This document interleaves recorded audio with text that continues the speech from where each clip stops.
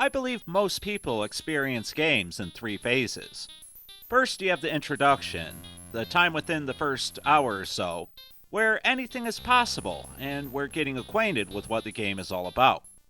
This experience will often, but not always, dictate how the rest of our time spent with the game will go. Then we have the learning period. This is where we understand what the game is all about, but we're still learning to master the gameplay and our expectations. We get to understand level design, acquire power-ups, and progress the story. Finally, we have the mastery period.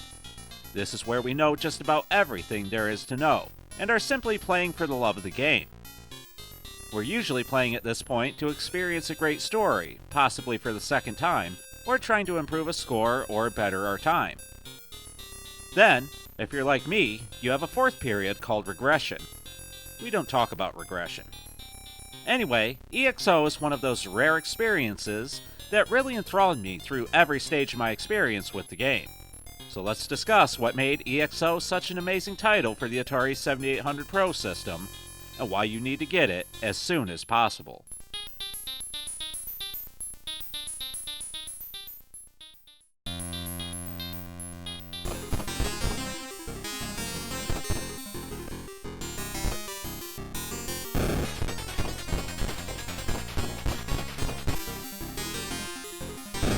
E.X.O was developed by Muddy Funster and published by AtariAge for the Atari 7800 back in 2023. Later, in 2024, a special edition was released by AtariAge, which include many feelies and a special packaging. And we also received a release on the Atari VCS 800 at this time. I experienced the game first on the Atari VCS, but switched to the Atari 7800 for a very specific reason shortly thereafter. More on that later.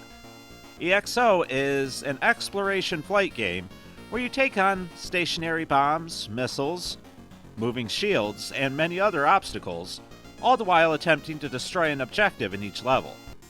You also have to rescue a data disk in each level, find an optional item, get to the exit, defeat a boss, and rescue one of your missing team members.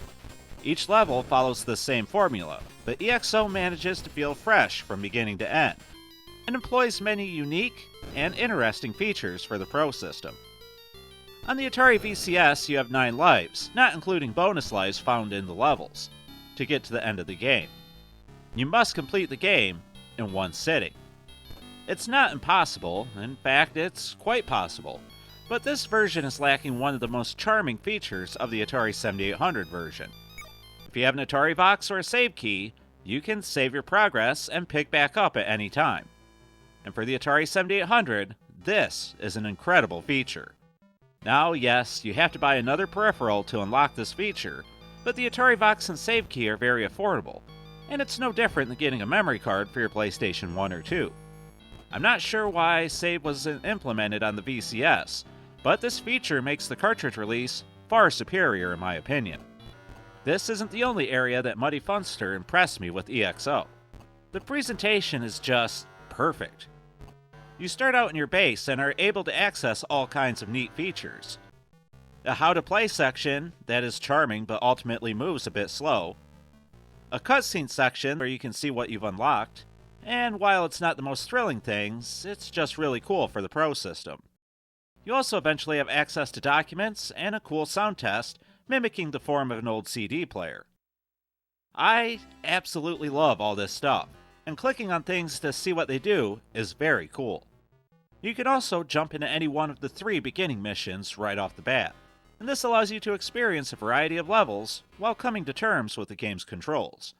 And mind you, the controls work very well.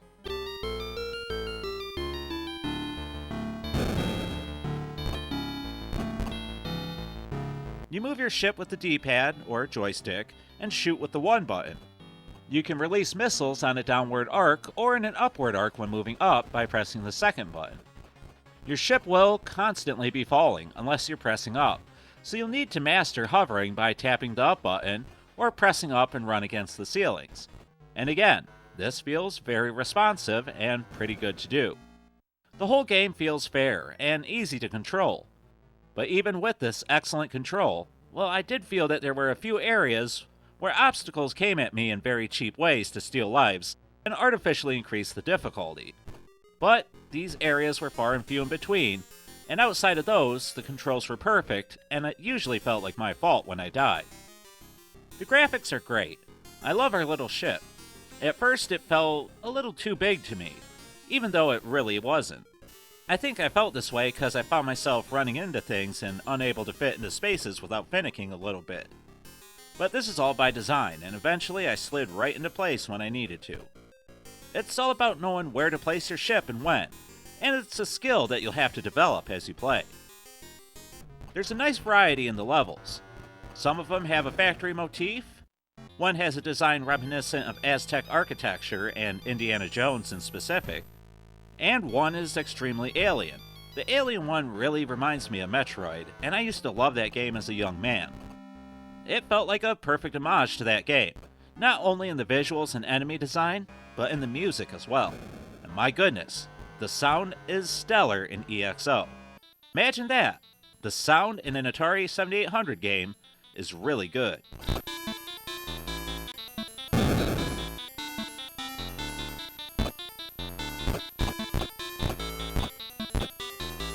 The music is so good that you might actually want to make use of that CD player function in the sound test. And you have many, many tracks that sound different. It's so superior to nearly everything else that the 7800 has produced that it's hard to believe it's coming from my Prosystem. Well, it's actually coming from the Poke chip on the cartridge, and this was something that was used even in the 7800's retail life. So I scarcely call using the Poke chip cheating, but if the game sounds great. The sound effects are good too and fit the design and feel of the world to a T. Only once in a while did I experience sound effects cutting out in favor of the music. But it was very rare. Now I have heard people say that the boss battles in E.X.O aren't great. And after experiencing the game myself and completing it, well, I have to say that I disagree. For the most part. There are bosses that are recycled, and I don't care for recycled bosses. And there's one boss that felt kind of bland. But overall, I didn't mind the boss battles. In this kind of game, it couldn't have been easy to design boss battles, but I feel that Muddy Funster nailed it for about 80% of the time. And I especially liked the blind boss that appeared on either side of the screen. It just felt so right to the world that he was in.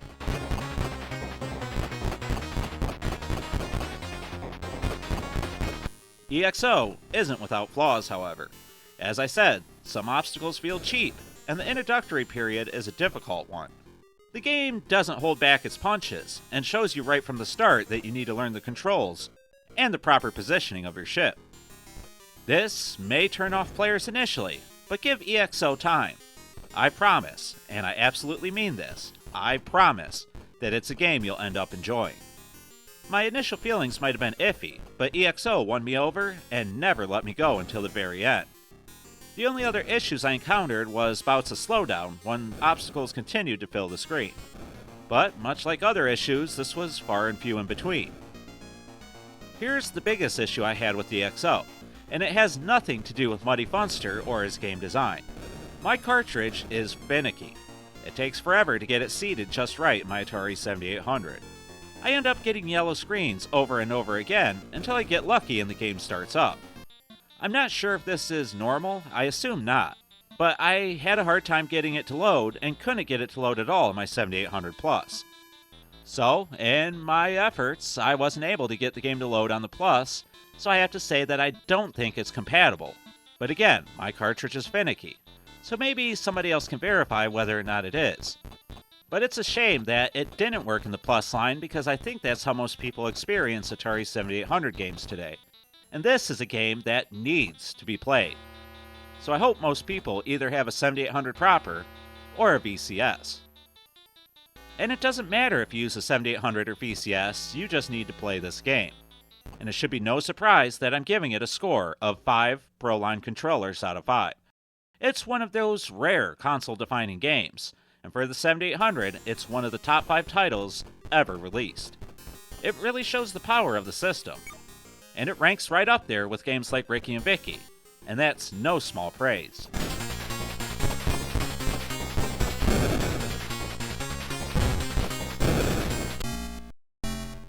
But you've all heard what I've had to say about E.X.O, so now it's time to hear from all of you. Have you played the game before? Did you enjoy it? Do you agree with my score? Why or why not?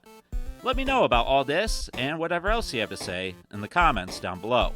And please, leave a like and subscribe if you haven't already. We cover all things Atari, from homebrew to history, console to games, and everything else I can think of. So if that sounds good to you, well, hit the bell icon so you don't miss another upload. Okay guys, I've been the 7800 Pro Gamer, a man who is trapped on a lonely planet, waiting to be rescued by an awesome team over at the Atari Network, and I want to thank you all for watching.